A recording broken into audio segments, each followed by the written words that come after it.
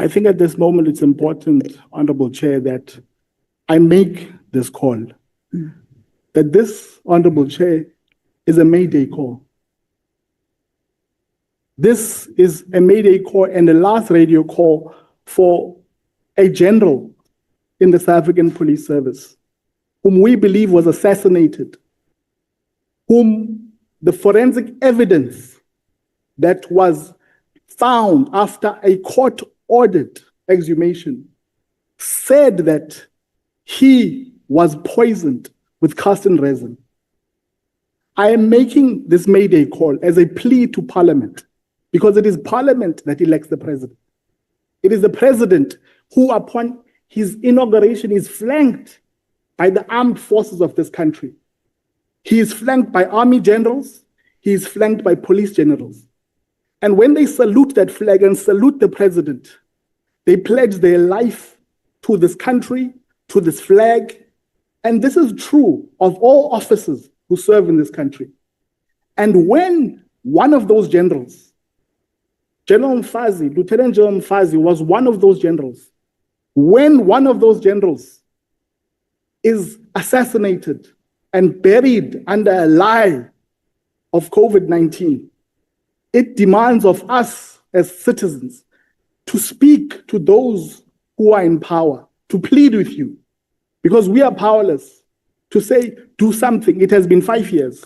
Mr. Dotyeni, I don't mean to interrupt your flow, but in your statement, what we know is that at the time that just shortly before General Mkhwanazi was, whether he died or whether he was killed, he had been in contact with you regarding an investigation.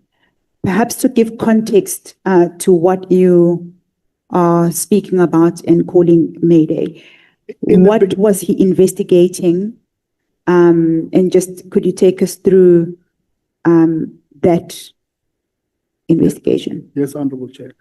The beginning of 2020, the year 2020, General Mkhwanazi made contact with me. I was outside of the police. He called me. I could hear that I'm on speakerphone. He then asked, Mkhwanazi, are you able to record keystrokes and record what these people are doing? There's a particular office we need to make sure we understand what it is exactly that they're doing. I said, but General, you know I can do that. But I did not go beyond that because I could hear I'm on speakerphone here. I'm outside of the police now. I don't understand the plan. So we disconnect. Hardly 3 months later, they were burying a constable or a warrant officer that had died somewhere in Lusikisiki. He was there with Minister Begicele. He stopped by my farm and he was there to change. He was wearing civilian clothes and he was there to change into his police uniform. After he changed, he said, look, when I was calling you, I was with Khehla Stol, the then general. You were on speaker because I asked him who he was with, you know. And he then said to me, look, I'm busy with an investigation. It involves senior police officials here in this SAPS.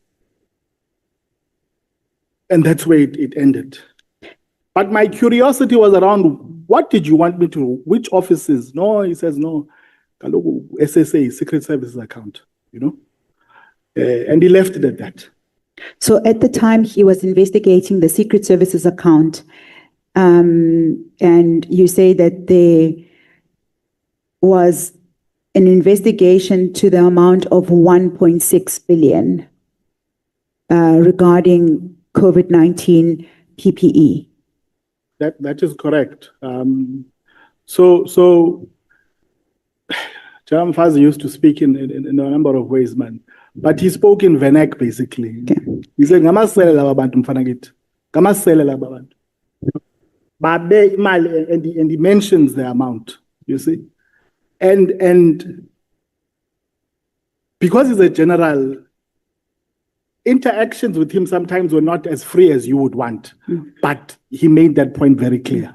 In your statement at paragraph 16, you say his words were defiant, and you open quotes, "I know they are listening, I don't care." He then said, with grave resolve, "Mfanagiti, laba bantu bangamasela, dizobabamba bonke. I'm going to need you, Mfanagiti. Something big is coming." That was the last time you say you spoke. But before that, you do also say that it was the investigation was at an advanced stage.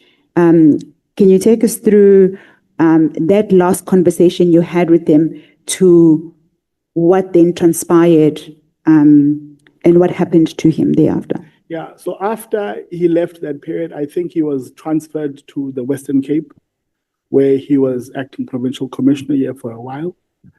And during that period, I mean, I tried to go through my phone for phone records, but I mean, I can't find it now. But during that period, he was here in the Western Cape. He had continued to actually probe further what was taking place at head office.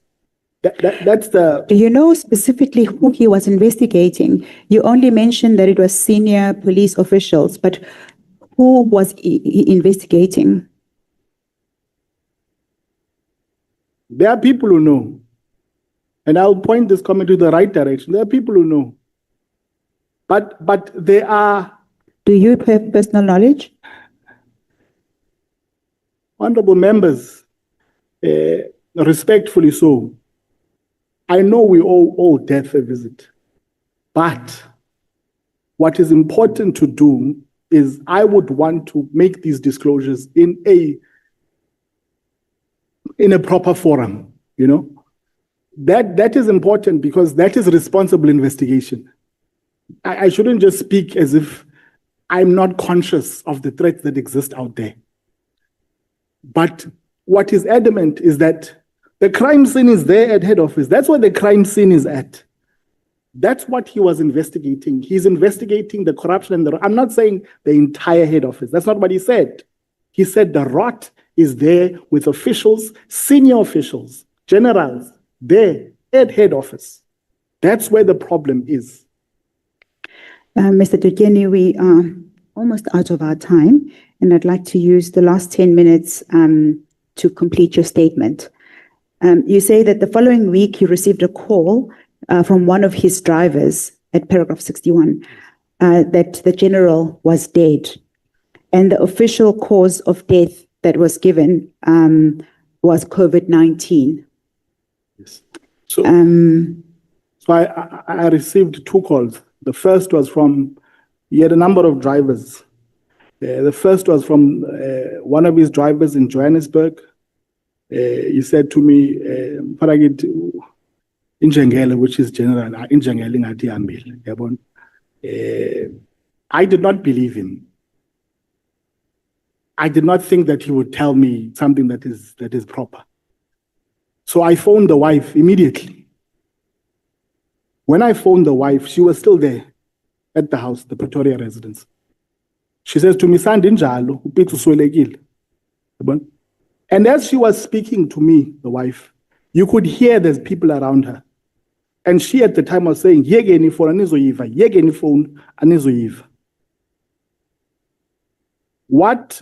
What does that mean? Leave the cell phone. You are not going to have it. Leave the cell phone. You are not going to have it. Okay. I then phoned the driver again. What's going on there? And he says, no, there are people here from head office who are taking the documents of General Mkhwanazi. His body is still upstairs. They haven't even cleaned the blood that's there. They're taking these files. I thought he died from COVID-19. Blood would insinuate that. Okay. There was blood there. There was blood. Which is what brought these suspicions of foul play. The family was not happy. And I thank God that they ordered, they went as far as the courts to get the courts after the funeral to have a toxicology report or a postmortem done so that there can be forensic evidence that demonstrates what they suspect. And it was done. This was after he was buried, After he was buried. which insinuates that how did that come about?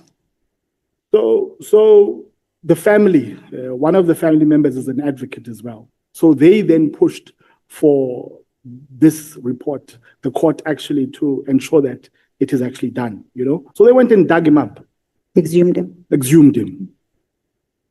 The day that he was being exhumed,